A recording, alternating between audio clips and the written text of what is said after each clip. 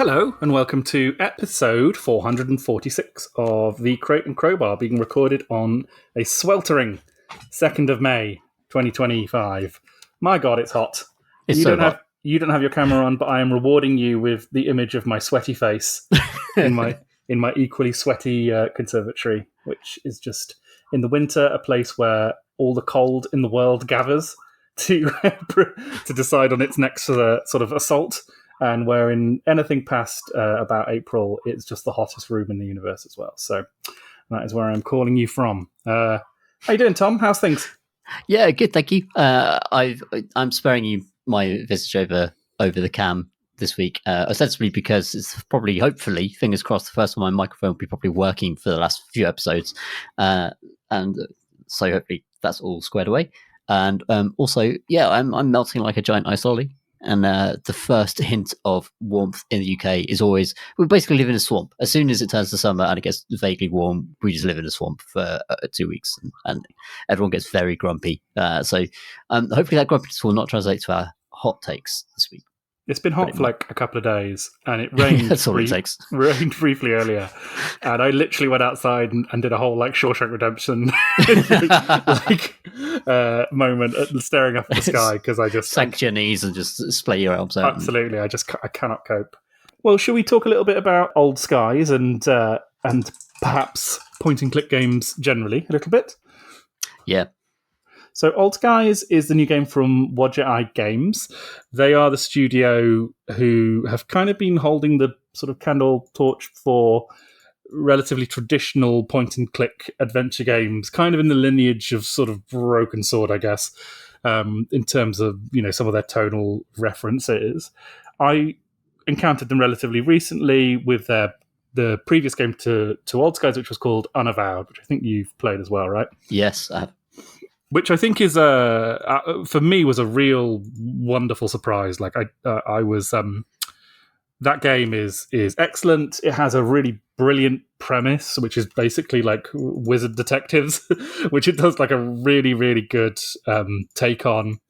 And I would say that game is characterized by like a real dedication to character.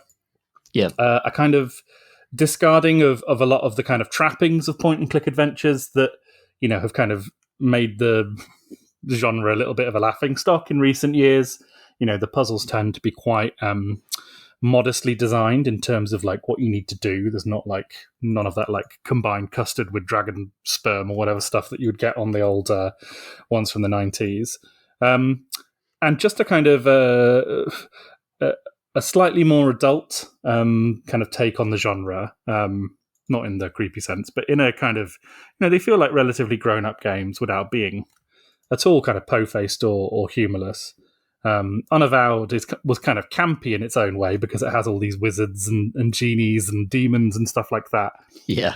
And I do think that game, you know, we'll come on to Old Skies, I do think that game is a little bit ahead of Old Skies in terms of its kind of opening moments and initial premise. It's just much more hooky. It's got much more of a kind of premise to it in terms of who you are in this world and what you need to do. Whereas Old Sky is a little bit more of a slow burn, I think. They've been making it for years and years and years. You know, it was a very long production process, I think. And it kind of shows because I keep thinking I'm sort of getting close to the end of it, and actually, you know, I looked up how many chapters there are, and I'm only a little bit more than half way through. You play as so the basic premise of the game is and it's like a really, I don't know if you agree with this, Tom, but I think the fiction of it and the science fiction kind of world building of it is really, it's just really well kind of paced and well arranged in terms of what information it gives you and how it onboards you into this world. You play as Fia. She is the member of a kind of future agency who can be commissioned to essentially use time travel to go back in time and do various things. You save someone from dying, or you know, prevent someone from meeting someone else, or changing the details of a business deal. There's a few examples of the kind of missions that you do in the game.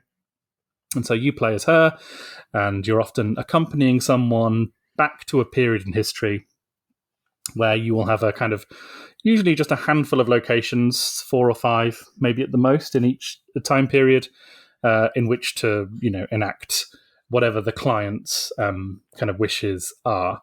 And this brings you into all sorts of kind of unusual worlds and allows you to have a kind of episodic structure, which is maybe the thing that makes it feel a little bit more slight than avowed, than unavowed. Sorry, at the start. But I was very pleased to see that actually, as the game goes on, it does deepen quite considerably. In those early kind of couple of chapters, I was a little bit worried that it was going to end up being a little bit too slight. But actually, it's very clever about making everything that it tells you and all the information it gives you about its world and its characters pay off in some way further down the line. And yeah, how are you finding it, Tom? Yeah, so I'm probably about halfway to 2/3 of the way through the second chapter. So, Yeah. And as you say, like it very much drops you into a job, like your job. And one of the fun things about it that I really like about it is that, so time travel is just a fact of this world. Time travel has been invented.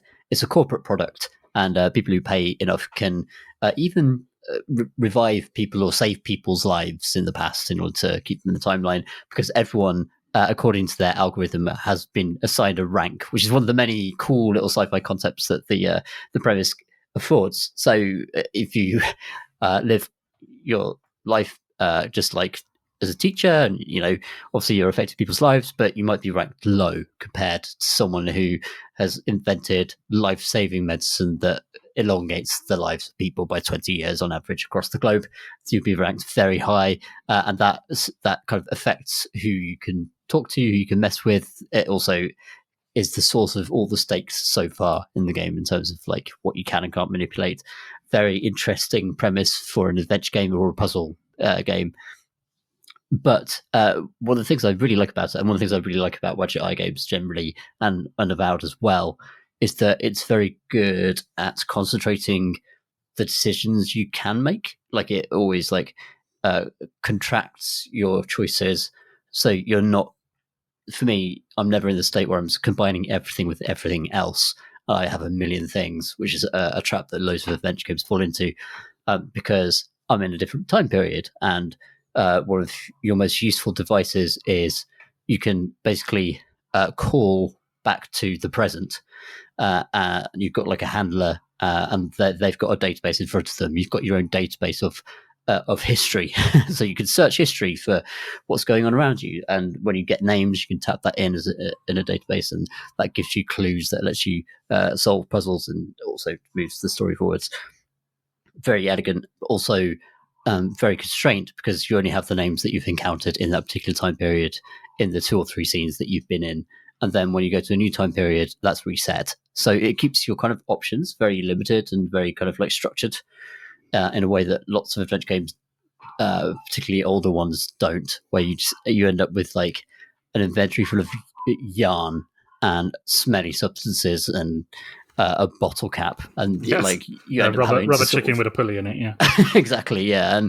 And these games, like it's true of Unavowed as well, like it's very concentrated, and therefore it makes much more room for the story, makes much more room for the characters. I actually think it's quietly a very nice sci-fi game. Like it's the way that your camaraderie with your companions, with your people who work with you. I think it's Chronozon, or is that what it's called? Something like that, yeah. So yeah, the company you work at that basically does all the time travel products that you serve to your clients. They're pretty cool. I actually really like the very, very first scene, and I don't. So it introduced the concept that throughout, that if you're this sort of agent that just travels through time, and time is constantly being slightly altered, but not like in a global game-changing, life-destroying way, it means that you can't follow sport because certain teams just don't exist, or they might just, and it doesn't matter because like a team cannot exist in it according to the game. It just won't affect the way the world works. The shop fronts change between periods whenever you come back home, because the shops are just always shifting, because some go out of business and they're considered low priority, so they might just phase in and phase out. There's quite a sort of there's an interesting sort of like, they don't like hit you over the head with it. It's just sort of a background hum of like stuff just becomes unimportant and you're unmoored in time in a way, in a series of very sort of small everyday ways that is like, I think, quite a cool idea actually, and I've not seen it anywhere else actually. No, I was going to say exactly the same thing. It's really clever because the agent that you play and your colleagues, they're essentially they wear these bracelets that fix them in their own like timeline, in their own kind of consciousness, while everything else changes around them. So they talk about like being specially selected for their ability to kind of disconnect from things because things are going to change. And they worry about forming lasting relationships with people because they might just be kind of glitched out of existence, which happens constantly. They don't they don't watch TV shows because they're worried the TV show will just be glitched out of existence too. And actually, that becomes, as the game goes on, no spoilers, but like that becomes the kind of central theme of the game, right? Which is the idea of like time travel being this agent of loneliness for these people because. In order to do this work, they have to remain unattached. But of course, they can't help being drawn to people and drawn to the clients and drawn to these intensely personal, stories that they're working with. It's like of great expense to do this. So the people you're working with are often doing something, for a final chance at something that they missed or a missed opportunity. And that gives it a really unique charge to everything, even though, it's quite a funny game. It's also very, very earnest, and the people's emotions are very real. And this is the thing that's kind of really kind of taken me under its spell as I've played further and further into it. In that it's kind of a slow burn, but it pulls you in really, really effectively. And as the game goes on, there is this kind of building momentum of characters who recur in kind of separate forms due to the kind of timeline of it. And a central character who is just fascinating. She's someone who, as I said, has been kind of chosen, is sort of specifically skilled in not kind of forming connections, but can't help but kind of be drawn to certain people. And just that's an interesting story, and like again, like something I can't think of another example of anything quite like that. She's brilliantly voiced as well, and the game pretty much top to bottom is brilliantly voiced. It's very characterful, and quite bold with its kind of characterizations. But I think it uses that quite cleverly to kind of go like, oh, this guy like seems like a kind of big shot executive type, but then it'll find a twist on that, or it'll find some kind of way to undercut that in some sort of way. Yeah, I think it's quite illuminating that one of the first choices you get to make is like once you leave the very first environment, the first interaction, is that you get a choice whether you want to go to the office or when you want to go back home. Mm-hmm. And you've not been to either location. So I went back home, and there's nothing in her apartment. You mouse over the window, which looks out over the cityscape, and she's like, I don't even know what these buildings are because, I mean, they just change every time we come back. There's a screen where you can read your emails, but there's just like jobs in there, nothing else. And there's a bed, and there's nothing else. And she's like, I don't want to go to sleep yet. I'm not tired. There's nothing to do there. And as my first introduction to the game, I was like, well, why is this here? What's this for then? That's just like, you sent me to a place because I'm in adventure game mode. I'm looking for, there must be a paperclip or something that I will have to bend into a certain shape to take it to a different location and solve a really weird puzzle. But no, it's not. It's like, you just got to leave and go somewhere else. Because it's kind of, it tells you a lot about Fia. It's like, she doesn't have she doesn't have a home, like of anything that consists of anything meaningful. And actually, kind of one of the things I'm getting so far from the game is that all those little things that are considered algorithmically unimportant are actually the stuff of life, of existing, like dumb stuff like sports teams and local shops and people walking around, even just like colleagues or people a couple of streets down blipping in and out of existence. That is kind of the stuff of life that is missing from Fia's life. And so, like, I thought that was quite effective already. And she's not like monologuing about this; it's just a thing that is there. Yeah, no, it's really well delivered, and it doesn't kind of hit you over the head with anything. It is a slow burn, and but to kind of realize that actually that's a really effective way to kind of deliver a very kind of cyberpunky central premise, really, about, you know, this being a kind of an exercise in depersonalization, you know. And actually the kind of the procedural nature of it is to a point, you know, to a character point and to an emotional point, as well as to a kind of gameplay one, as well as supplying you with, you know, a bunch of puzzles to solve. It's also giving you the kind of keys to understand this character from quite a sort of rich level, where you feel really, really motivated to kind of find out what's going to happen to them, you know. Yeah, and I do think that the adventure game format, like particularly this, is quite an old school, old-fashioned kind of adventure game format. I would say you've got an inventory, you're pointing, you're clicking, you're mousing over things to see what you can interact with. This is like just a very kind of from the 90s, late 90s onwards, that type of adventure game. I think it's actually, it shows that even though it's very long into the tooth, that that genre is very good at storytelling and jokes. It's very good at jokes. It's always been very, very good at jokes. Yeah. And it's very good at atmosphere, because I think that the puzzles are kind of, for me, have often been the worst part of those games, especially when they've been deliberately too obtuse. They're not in this game. I think they're nicely pitched. But actually, it's in the kind of interactive book kind of zone, I still think it has loads of value. Well, yeah, and also just on the puzzles in this game, I think they are just like, I mean, it's hard to tell from anyone else's like perspective, but I remember when I was talking about that game a couple of years ago with Marsh, Cocoon, you know, that game made by veterans of Playdead, and like how the level of friction in that game is just like exquisite. It's just amazing. Like, you will complete that game if you play it, you know, because it's so clever at cueing you to make the logical jumps. That they're still satisfying. You still feel clever, but you're never frustrated. Or the moments of frustration are very brief. And like, so far in this game, I haven't used a walkthrough or a guide once, which is insane for a point-and-click adventure. And like, so many of the puzzles I've just really enjoyed solving them, because the logistical leaps you need to make are probably pretty simple, but the way that they're laid out and the way that you have to kind of follow leads, you know, between locations and occasionally through different time periods is just like deeply satisfying, because the play spaces are pretty small for each story. And often they'll shut things down, you know, subtly in order to kind of, close off things that are not necessary for you. But although they do that very elegantly, it doesn't feel like that.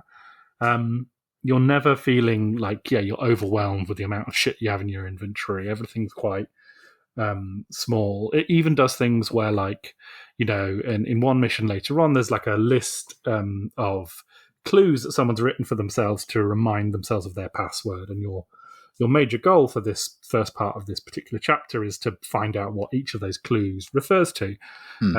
But you can scroll down through that list, and it will just tell you if this is something you should already know, or whether it's something you need to wait a little bit in order to find out. And just by doing that, it just makes it so much less stressful.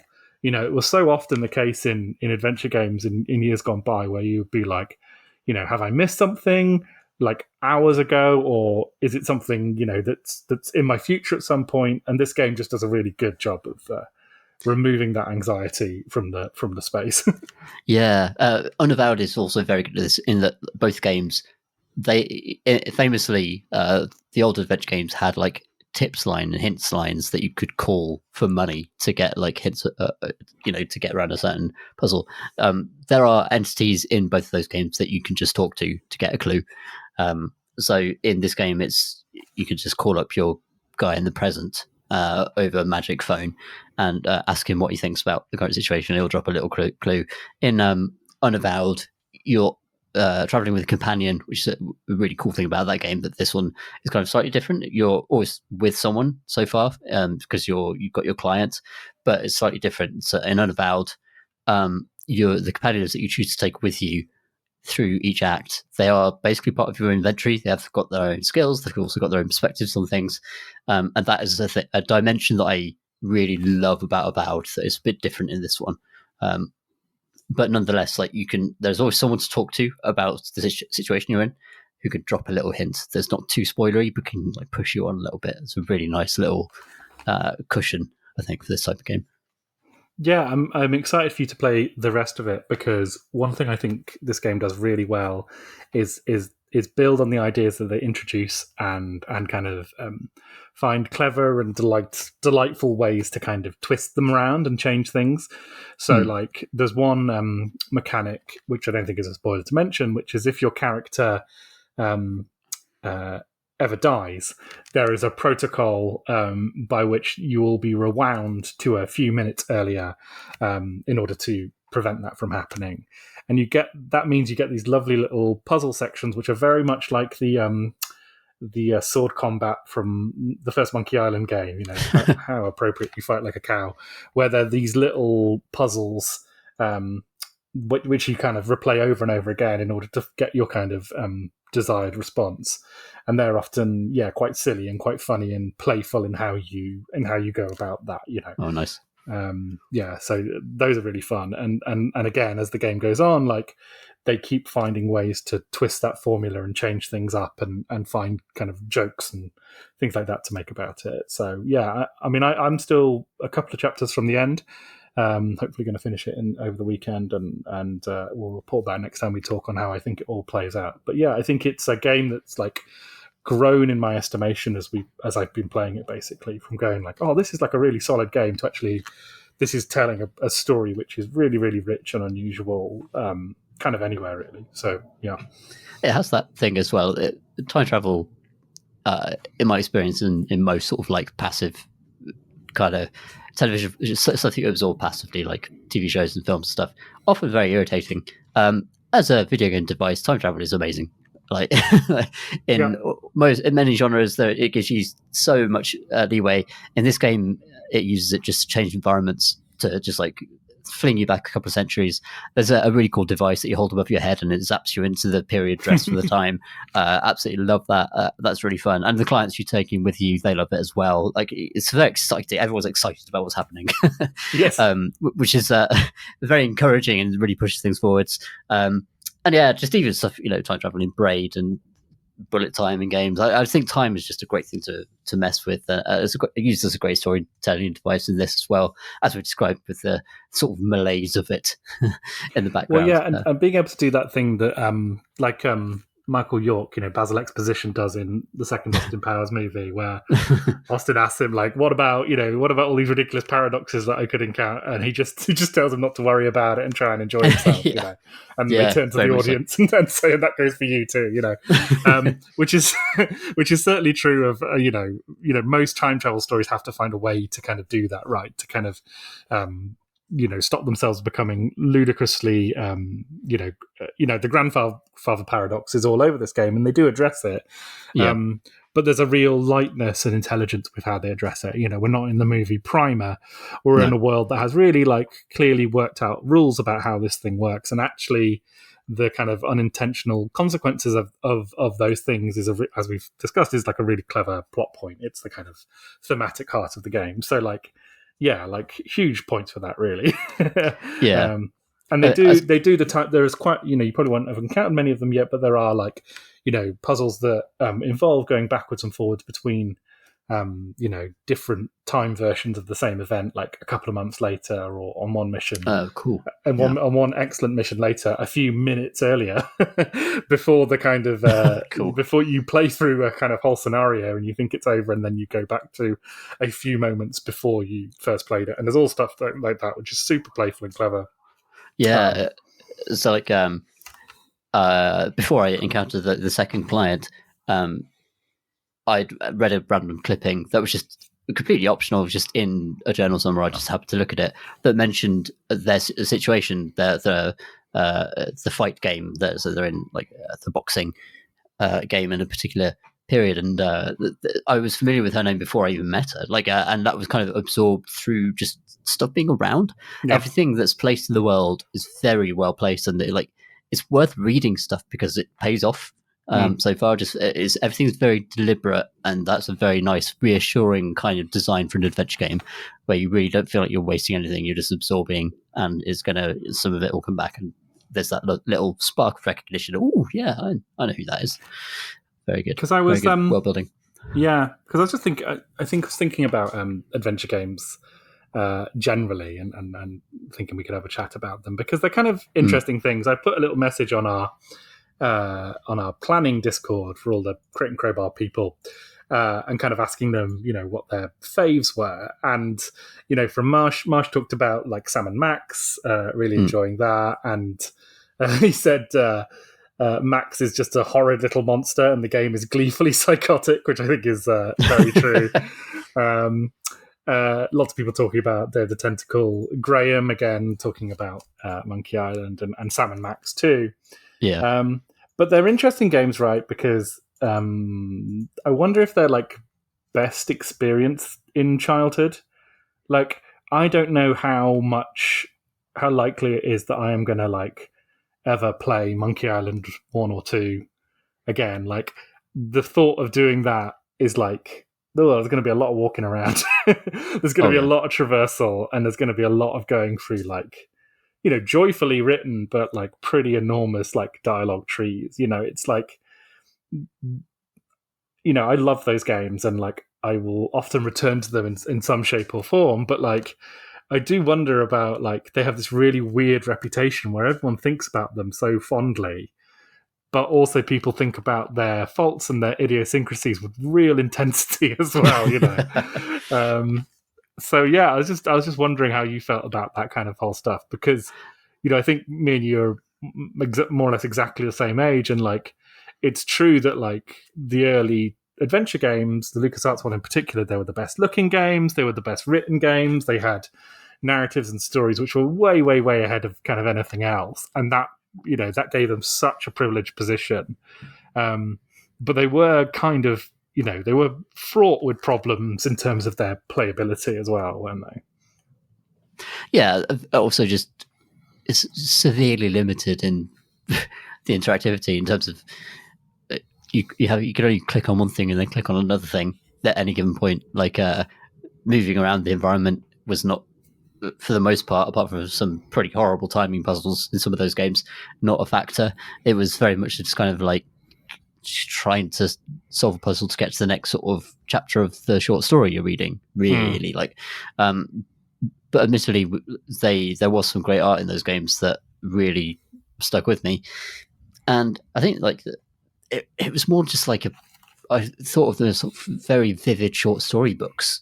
But when we were chatting about like some of our favorites and kind of putting together like a little list of some of our favorite adventure games, and the list I put together absolutely soaked with nostalgia. Can't get away from it. Like honestly, like I find it very difficult to break away from that. Not that anyone should really. Like if you should take pleasure in those memories and things like that. But in terms of like actually analysing them as how sophisticated the interactions are, they're not very sophisticated. It's pretty basic stuff. A lot of the logic backing up those puzzles was just nonsensical and just demanded you to read the minds of the developers, and that was just basically at the time was fine because there wasn't the same pushback that you'd get for such a thing today. Whereas I think like in terms of puzzle design in puzzle games across the board, like developers have way more player feedback. I think that many years, decades of experience seeing what has worked and what has not worked, and games are generally you talk about Cocoon, which is a wordless I suppose it's a puzzle game you'd call it now, but like it's similar principles to an adventure game. Like you're clicking your beetle into a place and zooming out, doing something else and zooming back in, and like it's just a very much more advanced and better organized and a beautifully elaborate and elegant type of puzzle solving compared to these games, these old games in particular, which were not. But they were very much worlds. Like they like it felt like playing old adventure games. I stuck my head into a world and then came out of it when I sort of logged off. I think that's very, very true. And like I was just thinking, like, maybe one of the reasons that they're so evocative for us all is that they're, because they had these like world states which were kind of relaxed, right? Where you could hang around in a location or a series of locations basically as long as you wanted, and exhaust everything that was there without, like, Tetris. The block appears at the top of the screen, and there's nothing you can do to stop it from falling to the bottom. Whereas an adventure game in that model is the block appears at the top of the screen, and you can just wander around it and examine it from every inch, and talk to it about do like a long monologue where you just do jokes on the how much wood would a woodchuck chuck for like 20 lines of dialogue, as I remember you can do in Monkey Island. And it's like, I think there's something to that. That was a kind of unique aspect, because games generally existed on a level of jeopardy, on a level of like something moving you forward, something stopping you from just sort of hanging around. Whereas those, LucasArts games in particular, they just they let you hang out in this world for as long as you wanted. And there was even that sense in those games that when you got to a point where you were going to move on from a particular location to another, or, leave a particular zone of the game between an act or going to a different island in one of the Monkey Island games, there was almost like, or maybe this was just me, like a sense of loss of doing that, because it wasn't an era in which you could like necessarily have a whole bunch of save games going where you could easily backtrack in these things. You may have just had one save disc that you use for Monkey Island, which only had space on it for one save. You couldn't jump around in these games. And I think that's one of the aspects of them that does make them so evocative, is perhaps that sense of almost like an open world vibe, where you can take things in at your ease and kind of play in this kind of fictional space, rather than being kind of driven through it with all guns blazing Doom style. They had really strong editorial voices, like almost authorial voices, in terms of the nature of the humor in each given one, or the nature of how characters spoke. There was definitely kind of literary influences directly often with the Discworld games, from like classic science fiction tales in games like The Dig, which I loved. So you were kind of interacting with those books. I was interested with those books I'd read and loved as a kid as well, really, as much as anything else. So you could talk to the wizards in Discworld, or you could talk to people in Ankh-Morpork in Discworld Noir, and actually, or just in the Blade Runner game, you could retire replicants or talk to replicants and decide if you're a replicant or not, and all of that kind of stuff. It was a way to actually kind of interact. Often, sometimes when you watch a great film, it's an amazing world, and it's like the film ends and it's gone. Often these games are a way for it to just continue, and for it to become something more, and for you to go back and be able to repeat it without being forced to just look at the same thing over and over again in the same way. And like particularly the LucasArts games would find ways to like almost tease you to kind of exhaust all the dialogue or something. They would fill the game with information, entire libraries that you could look through with stupid joke titles of the books, or long, conversations that go nowhere about nothing in particular, all that sort of stuff. They were kind of in conversation with the players in that sort of sense. It's funny because for me, I think the games of Tim Schafer in particular, he kind of held a unique place in video gaming, particularly through the sort of, I don't know, the 90s, I guess, with Day of the Tentacle, Full Throttle, which for me was a pretty transformative game. Like, that was the first game I remember playing which felt like, wow, this is like an interactive movie or something. The production, the production level of it was so gorgeous. And the voice acting, it was one of the first games I think I owned which was like fully voiced. And it had all these wonderful kind of cutscenes and this like really specific world with this really specific aesthetic, which just didn't really exist on the same level of kind of authorial authority, I guess, anywhere else.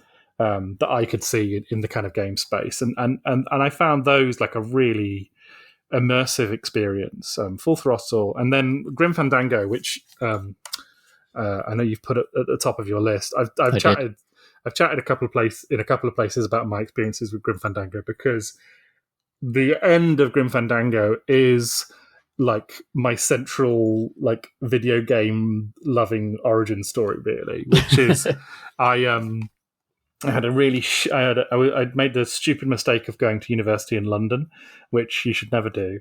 It's a miserable, lonely experience, and I kind of had lost sort of touch with games. And all I had was like a really shitty like Windows laptop, which I was using to not write my essays, and a copy of Grim Fandango, which at that point in time was already a good 4 or 5 years old. But I had it on disc. So this was an unpatched copy of Grim Fandango, which anyone in the know will tell you is a really cursed object. It's terrible. Yeah. Like, it didn't really run at all. But it was all I had. It was all I could afford. And it was the only game I was playing for like a whole year of my university course off and on. And the ending of that game just completely fucking blew my mind, right? Because I was so miserable. I was so lonely. I like just felt like I didn't have any friends. And like, the moment where I realized that I was going to miss the characters in that game was just like, I'd never really felt anything like that. Sort of before or since, to be honest. It was just in a case of the kind of right game at the right time. And it's so funny that game is really flawed in so many ways, but it has this sort of magic to it in terms of how unique it is, the kind of the world building of it, the kind of rules of the world, everything about it is so like perfectly pitched and delivered that like it still kind of remains. I mean, everyone says this, don't they? But it's still sort of death knell for the genre itself, but also the high kind of watermark of it too at the same time. I think essentially, like on paper, it's a pastiche of lots of different films. The locations you go to, the character archetypes, if you were to sort of like write them all down on paper in a couple of 20 words a piece, you'd be like, oh, well, this is just so-and-so from Casablanca. This is the Casablanca bit. This is the, this other film. Actually, though, to actually interact with all those characters means that you actually go beyond those scenes in Casablanca. So you're working as Manny Calavera, and you're a salesman essentially who is supposed to sell death packages to people who've just died. You sell them packages that will get them to heaven faster or wherever they're going faster, and if they can't afford it, then you can sell them just a long horror trek through purgatory, and that's kind of like part of your job. Soul destroying is part of the point. You can get across the land of the dead in minutes if you've led a virtuous life, and you can get on the train and it just takes you across in minutes. But if not, you run the risk of having to walk across, which can take years, and you run the risk of being turned into flowers along the way, which is this game's version of like true death. Which is game. Incredibly, like, actually horrifying. It's scary. Really frightening, yeah. It's actually genuinely really scary. And the villain in this is Hector is genuinely really scary as well. Everyone, all the characters are based on kind of Mexican Day of the Dead dolls, which is just an extraordinary way to inject character and a particular look into a game that only has so many polygons and 2D backgrounds that it can use. But also just sometimes the best idea is just collisions of different like archetypes. So throwing Mexican Day of the Dead, colliding it with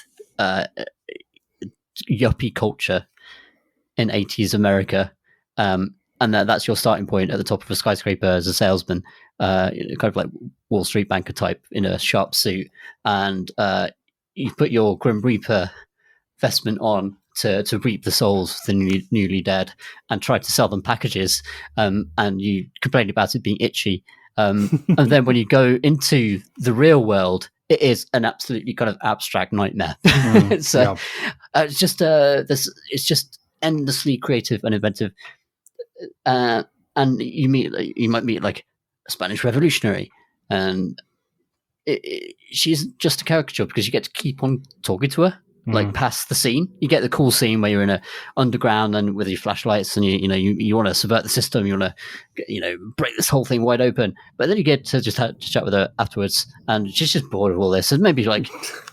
She's kind of like, she thought she'd do bigger things. This seems exciting for now, but maybe she was moving to something else. Like, you get that extra stage of this interaction with all these characters that goes beyond the archetypes, it goes beyond the stereotypes. And that is where a lot of the fun is had with games like this, which kind of ram loads of ideas and cliches into each other. And it somehow emerges as a just really memorable, fantastic experience.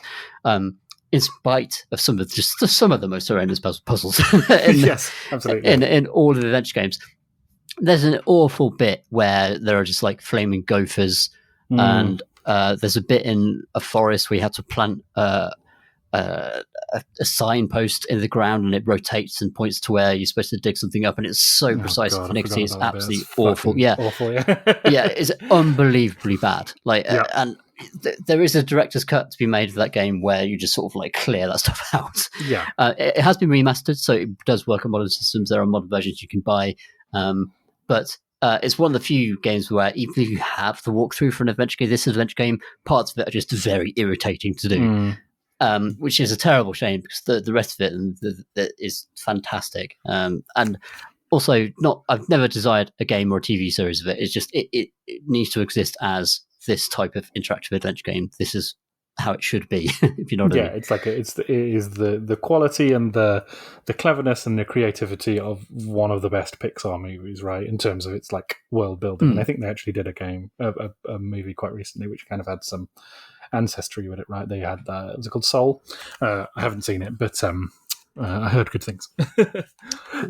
Well, I look forward to seeing Hector shoot people with a gun that turns them into flowers. So let's look at your list. Your list here. Yes. You got number 5. You got June 1992. Yes. So this is sort of an adventure game. I think it should be counted as one, really. So you're moving between the teachers of June. You're talking to the Fremen, and then you're talking to people in the palace. There's not a huge amount of like mega puzzle solving. There's kind of a strategy overlayer level where you kind of like point characters in different directions. It's not hugely interactive. It's very, very atmospheric. Fantastic music. And I wouldn't say that it really sort of captures the depth of Dune as a novel. But as a game, as an Amiga game at the time, it was absolutely mind-blowing. It's astonishing what they managed to do with less than a megabyte of memory or whatever they had. Really, really evocative stuff. Like fantastic kind of character models, or just 2D sprite art, really. And just like even splendid bits where you're surfing around on a sandworm. Even that was like had this parallax kind of scrolling back and forth that looked almost 3D. It wasn't, of course.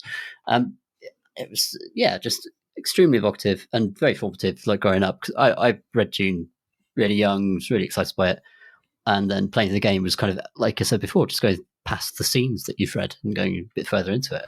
So I think for all of your choices, I'm going to offer a kind of complementary counterpoint to them. So for your June 1992, I'm going to go for the game that the same team made afterwards, which is a game I doubt you've played. I'll be very impressed if you have. A game called Lost Eden.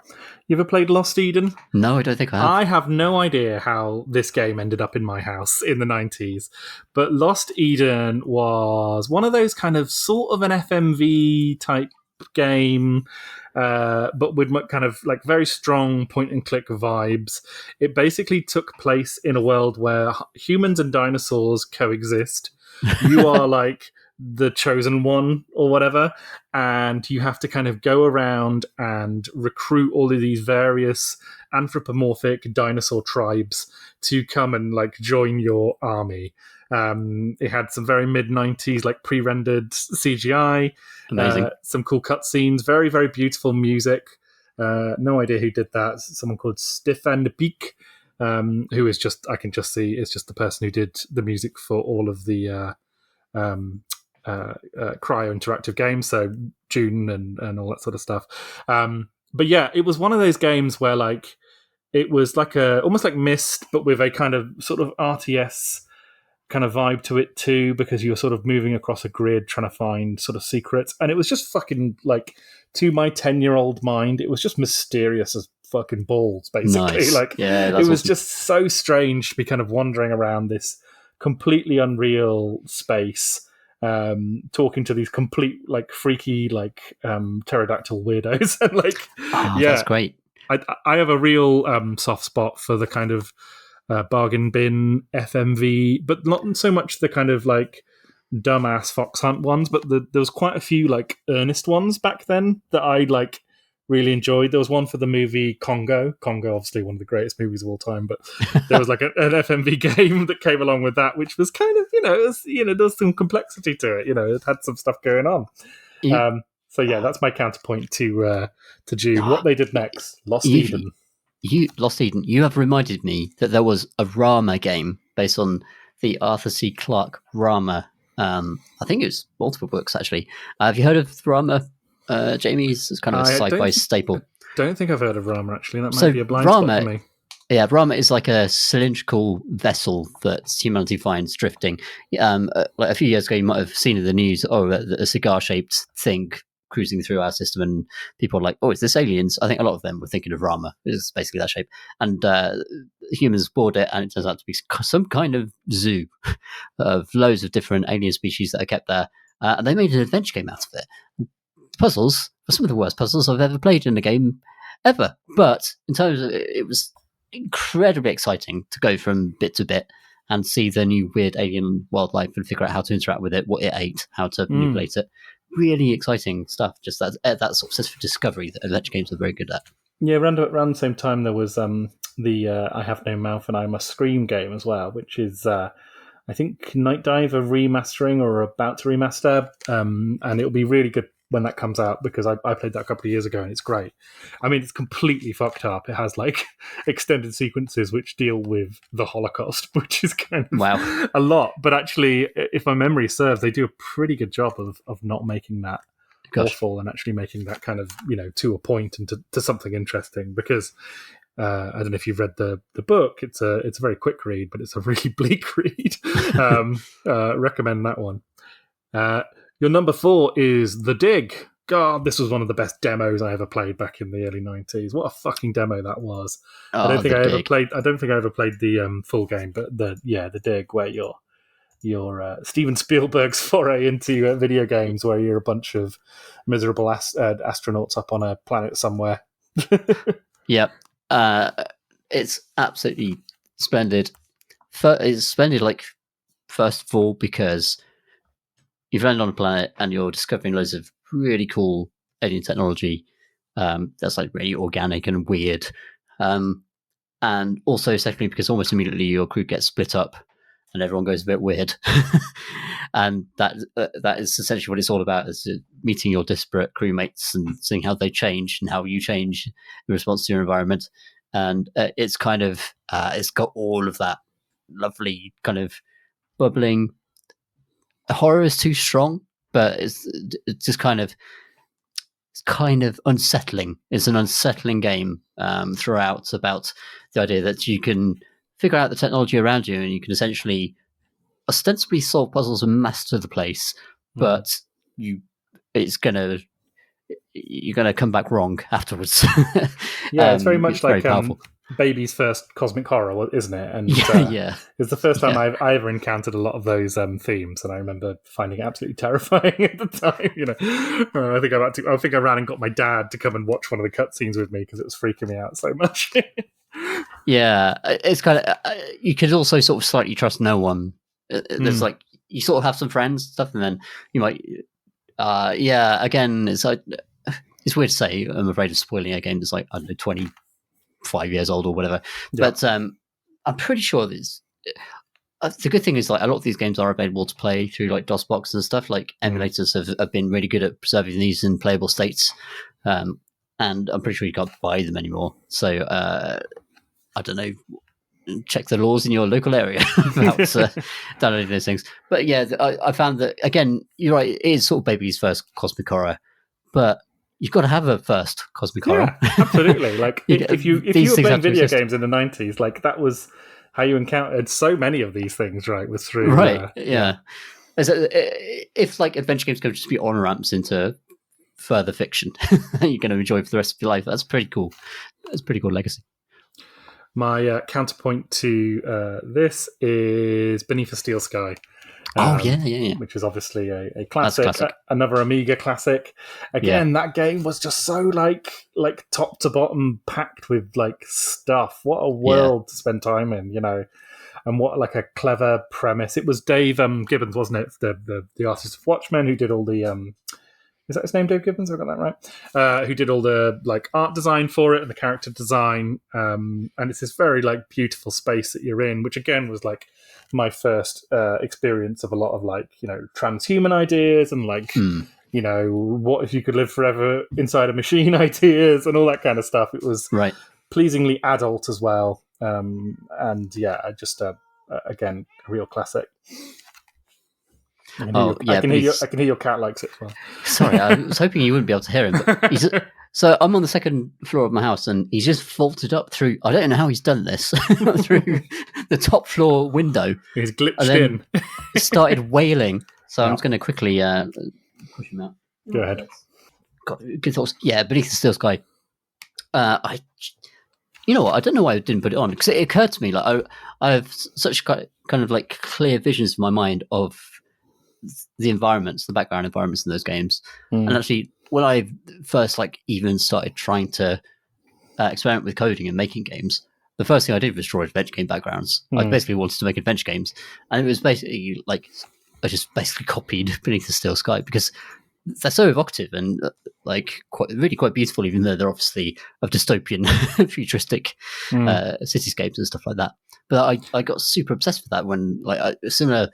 A time to when I watched Akira and a lot of the kind of industrial futuristic manga gradually came over from the West. Immortal first puzzle in Beneath a Steel Sky, where you pull a steel bar out of a wall, which causes the guard to come up and see what you're up to, and you step out onto a kind of outside level and hang on the back of the door, and he thinks you've jumped, and then you come back in again. That's the first thing that happens in that game. He's just like, yep, that's like, fine.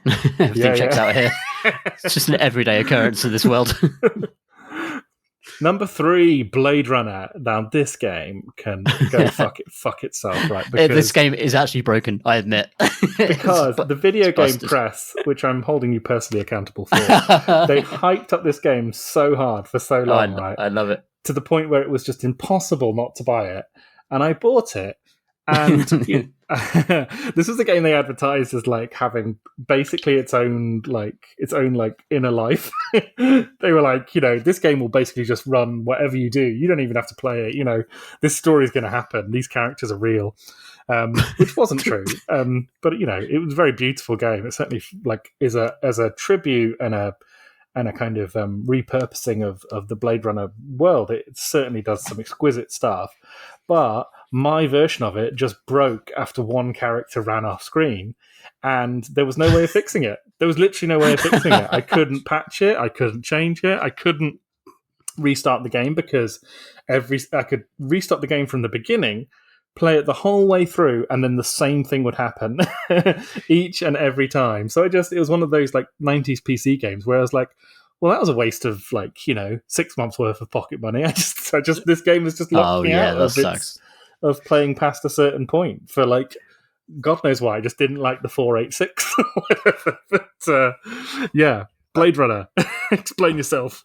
Look, it's completely fair for me to explain myself. I remember I was having a coffee with PC Gamers at the time, just a straight up adventure game expert, Richard Cobbett, the writer of many fantastic features for us, and now writes adventure games, I think, and writes for Fail Better and other places. And I was like, Richard, I really like Blade Runner. And he was like, you're a fan sister and just a world maverick of he didn't say that. It was like how? Why would you like this game? Which is like the puzzles are actually just kind of it's busted in lots of different ways. So I did put it on here because nonetheless, I absolutely adored it because it does this thing where it splices the actual. I was obsessed with Blade Runner just as the film, but it splices the actual footage from the film into interactive scenes, and it kind of fulfilled a fantasy of what I kind of really wanted to do with the film. So a particular example is Deckard, who's this cop who has to hunt down replicants who are androids who have gone rogue as the plot of Blade Runner, and you are a Blade Runner. You're not Deckard. There's kind of a couple of sideways codex references to Deckard's situation, but it's a separate parallel plot in the same universe. But you go into the police station, and the pan down shot is like FMV from Blade Runner, that then turns into a scene with the police boss from Blade Runner, but you're there too, and then you get the mission from him, and you do go through all of those motions, and it feels like you're actually just stepping in. It felt to me like you're stepping into the film, you're stepping into the world in a way that was, for me, extraordinary. Yeah. And perhaps has not aged well, because that's maybe less desirable now, but at the time, like, that is exactly what I wanted to do with that world. Like, I wanted to go in, I wanted to eat the noodles. Man, those fucking noodles, they look so delicious. I know. So hungry watching the movie Blade Runner. I wanted to go to the animal market where all the animals are fake and kind of like check up some IDs. I wanted to kind of like go to the cryo vats where they grow organs and interview people, and all it was kind of adorned. There was this garnish of like B-roll footage from the actual film, just kind of gluing it all together. And it was just unbelievably atmospheric, and it had some of Vangelis's music in there as well. But it was also, there was additional compositions, and my favorite part of the whole game is just your own apartment where you go back, and there's just a balcony, and you click on the balcony, and all you do is like you can make a coffee and go out there, and it steams, and Vangelis is bluesy, and then flying cars fly past in the smoke, and I was like, "Yeah, this is the game." It's so just evocative, in spite of all of those kind of all of its brokenness and silliness. That's what really, really stuck with me, and that's something that I think adventure games are really good at when they land. It also allowed you to you got to deliver the Voight Camp test to people at certain points, yes, which was kind of awesome. Although it did, I think, simulate what it would actually be like to deliver the Voight Camp test, where you're basically sat there asking these questions with a lot of authority, while secretly thinking like, I have no idea what the fuck I'm doing, you know. Yeah, they've got this like really uncomfortably close. The Voight Camp test, if you've not seen the film, is basically just you train a small camera on someone's eyeball as they're making their kind of microscopic eye movements, and ask them oblique questions, moral questions about like the famous one is like, oh, you're in a desert, you come across a tortoise that's flipped upside down, it can't right itself. What do you do? And then a replica, I suppose, I'm not sure what, like. You could program an AI today to say, "Oh, I just put it back on its thing and feed it some water." But no, a replicant apparently will just be like, "Yeah, I just eat it," or something. I just scoop out its guts, and then that's me fed. No, but you do have, again. But the Voight Camp test is still they've through 2D screens modeled the actual, I don't know, film projector or whatever they jury rigged to actually make that in the film, and then you're staring deep into this character's twitching eyeball as you're asking it questions. That's very, very good. Very and cool. you get to use the weird camera thing where you can change the angle on a static image. Yeah, the absolutely magic camera thing, which even in the film I objected Doesn't make sense. Yeah, it's like, hang on a minute. So zoom, enhance, and then it goes round a corner and you see a completely different person. You get to do that as well. Absolute gibberish. Absolute gibberish. Makes no sense. So my counterpoint to Blade Runner is going to be Cardboard Computers' Kentucky Route Zero. Good one. Which is kind of it kind of becomes less and less of a point and click adventure as the chapters go on, because it just gets more and more sad and abstract. As each kind of episode, but it certainly starts in that space, and is just a really, again, it like. This idea of these games as kind of building spaces to spend time in, like there's nothing like the world that they build in that game anywhere else.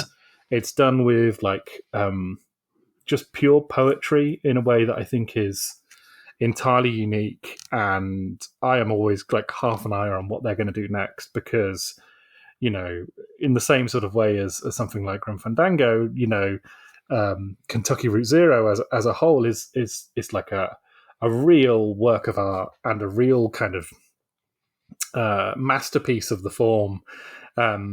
In the same way that I think of like something like, I don't know, House of Leaves or Watchmen as a kind of masterpiece of the form, in that they're just they're so unique and so full of their own ideas that they carve out their own sort of niche within culture that you can't really put them next to anything else. And yeah, Kentucky Route Zero is just, it's just like it feels so real, despite the fact it's a game basically built out of very, very obscure metaphors for things that you probably don't know about, like, until you like play the game, or you're a very specific kind of academic on a very specific field, so that's my one. But it has astonishing, like, the music is astonishing, like really it's got good, and it's also just kind of this kind of melancholic Americana, even if like you don't need to get any references. I don't think to just sort of sink into that kind of like small town, going back home,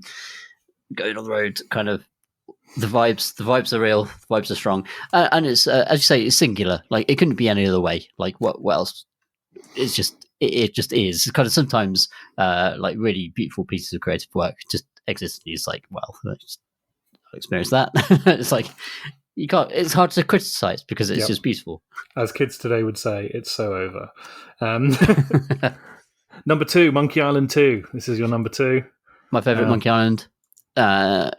Most jokes, the best jokes, the best number of characters, the least number of irritating puzzles, as far as I could tell. I mean, I think there's probably still a fair few. There are many. Yeah, what there are about many. all the spitting competition? Fuck that. Yeah, damn, that was annoying. But then you do get to there's also remember the guy the incredibly rich guy in the bed, and you've got to set up his tubes to plug in full of there's so many irritating puzzles, but nonetheless, in terms of that world, I don't think that I think that's where you start with Monkey Island. Actually, I think you start with 2. I don't think that's all of them have bad puzzles, but I think 2 is the one that kind of basically recaps the first one very quickly and gets you stuck into the second one, and keeps all the best characters like Stan. And off you go. It's hard to talk about Monkey Island, really, because it feels like people who love PC games just know what it is. But it's I should say it's a sort of a swashbuckling pirate adventure. It's very good that you start off the game with all of your money that you earned in the first game, which is like almost immediately robbed from you. It's kind of great. Which is also just like stacks of gold in your inventory. Which is also like to be copied by many, many, many dozens of games after that, which give you all your abilities at the start and then take them all away from you. It's often a way to make a game really exciting to start with, but it's done as a joke in this one. Monkey Island 2 is brilliant. It's got Tim Schafer, Ron Gilbert. I think they really balance each other out. Like, Ron Gilbert did like Thimbleweed Park, which is another really fun, very referential adventure game where essentially you play as the equivalent of Mulder and Scully solving mysterious ghostly crimes in a small town in America. So it's very X-Files inspired, but also it's largely a takedown of the adventure game genre from top to bottom. Which Ron Gilbert has had it in for them from the start, right? Despite inventing them in the first place. Yes, no, 100%. That's kind of that degree of self-awareness, but tempered with Schaefer's exuberance. I think when those two things meet in an adventure game, in those adventure games at that time, I think that was a nice secret sauce. Thimbleweed Park is great, though. It's really it's not the sort of game that you play as your first adventure game for sure, because it's so referential. Like, it's very much the center of the entire genre, even though it is good. Like, it's really well made as well, and looks great. It is very much a kind of you played all these adventure games. I should mention Ben There Done That actually as well as another. Oh yeah, I forgot. I was going to bring up Ben There Done That. That was like the first I mean, obviously there were other examples of it, but like that was the first like out and out indie game I remember sort of playing that was kind of coming out of the UK or whatever. Like this adventure game that Dan Marshall made, Yeah. And then followed up with Time Gentlemen Please, which Also, has one of the great opening sequences, which begins the game with them discovering a time machine and like vowing to each other that they're only going to use it for good, not evil, and they're not going to fuck up reality. And then it pans down to, I think, Hitler, like a mecha Hitler with goose stepping dinosaurs in front of him, which is, kind of magic. those games are immense. And also, I bring them up just because they are joyful send-ups of the genre that are also really fun to play, and the puzzles are really... I don't mean stupid in that they don't, I mean stupid in the funnest possible way. But you're combining. Oh yeah, and they wrote like dialogue for everything. Like Yes, the yes. stupidest possible interactions are worthwhile in that game because really they've funny. written something for basically everything. I need to play their Clockwork God game that they made, which was like a sequel to those because that sounded good. Yeah. No, those are great, and those are kind of like play those before you play Thimbleweed Park. If you play those adventure games and you love them, play the Been There Done That games, then play Thimbleweed Park, and that's a great kind of metafictional commentary on the whole genre from start to finish. My counterpoint to this one is. Marsh said, "Thank goodness you're here" is basically a point and click, and all the better for replacing all the vert with slap, which is true. So my counterpoint to Monkey Island 2 is Simon the Sorcerer 2, The Lion, the Wizard, and the Wardrobe, which is not a good game, I doubt. At the time, I thought it was the best thing that had ever happened in the history of humanity, but I very much doubt it holds up now. However, the comedic premise of it at the time was quite funny. In Simon the Sorcerer 1, you get sent to this kind of, sort of parody of a fantasy world. There's a great bit at the end of Simon the Sorcerer 1 where you meet a bunch of wizards and orcs and monsters and hobbits who are playing a game that's called something like Lawyers and Accountants instead of Dungeons and Dragons. And you can just stand and watch them do their role-playing game where they're playing that. But Simon the Sorcerer 2 basically takes all of those same characters and says, oh, you're coming back into this world like 30 years later or something, where it's like a parody of like the modern world, essentially. So there's like a skyscraper and there's kind of big business and all that sort of stuff. Nice. All voiced by Chris Barry, who for some reason was everywhere in video games in the mid-90s. Chris Barry of Red Dwarf fame. And now I think like a right-wing conspiracy theorist. I think I've got that right. That's the end point for so many. There's a kind of inevitability to it, isn't there, for some reason? Yeah. So yeah, Simon the Sorcerer 2, I doubt holds up very well now. And there's one bit I remember in it that I think was quite racist in retrospect, but still, at the time, very exciting. And then your number one was Grim Fandango, which it was and remains so. It's a very good game. It's just I remember I reviewed it. Was remastered. Probably about a decade ago or something. Yeah, it was, yeah. And essentially, it was just basically to get it working on modern machines. And thank goodness they did, because it really should be preserved. They should probably just like put a walkthrough bundled in to get you past the kind of nonsense bits, just because the experience of it is still so fantastic. I think the vocal performances are brilliant on all the characters as well. It sounds fantastic.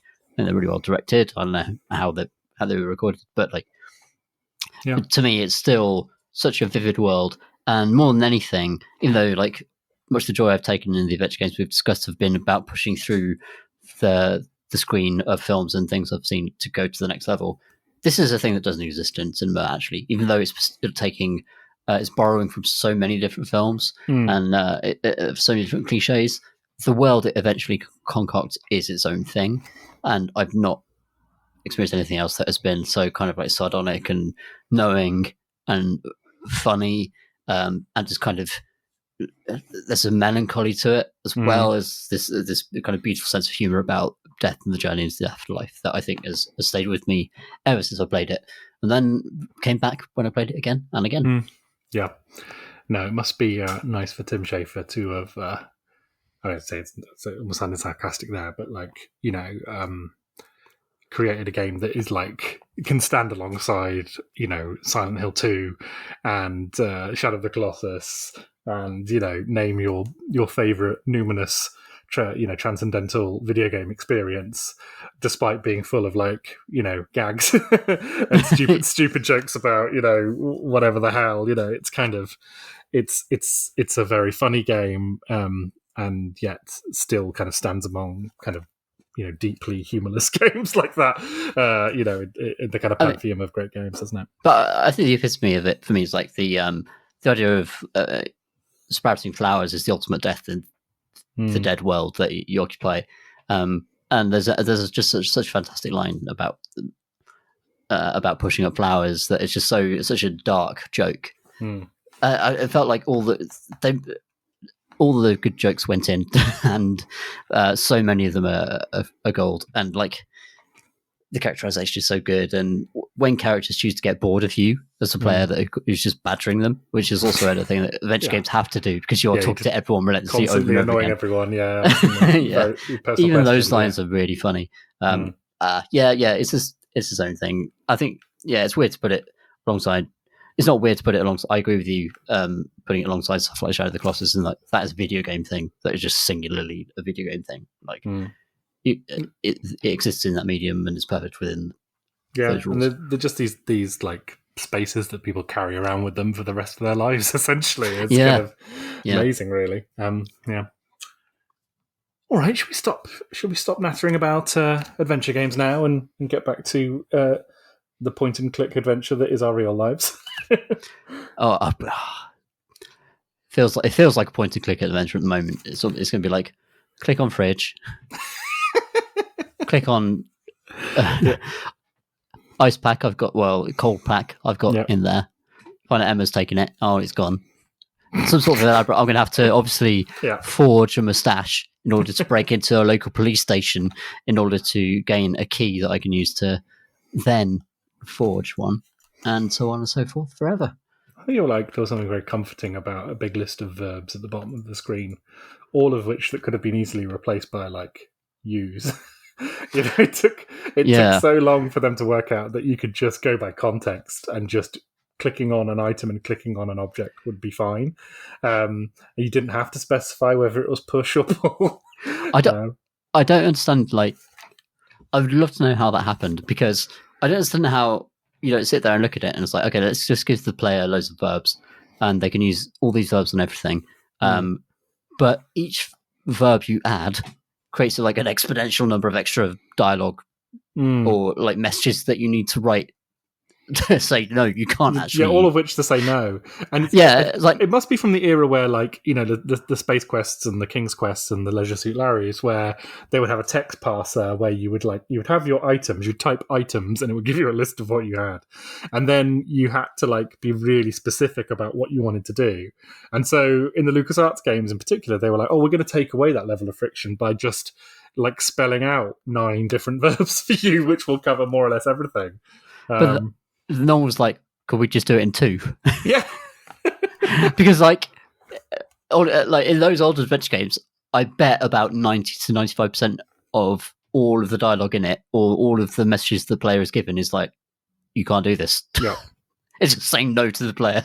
Because the limits are so firmly drawn. It's not a simulation. There's one very stupid, precise way through this to get to the next scene.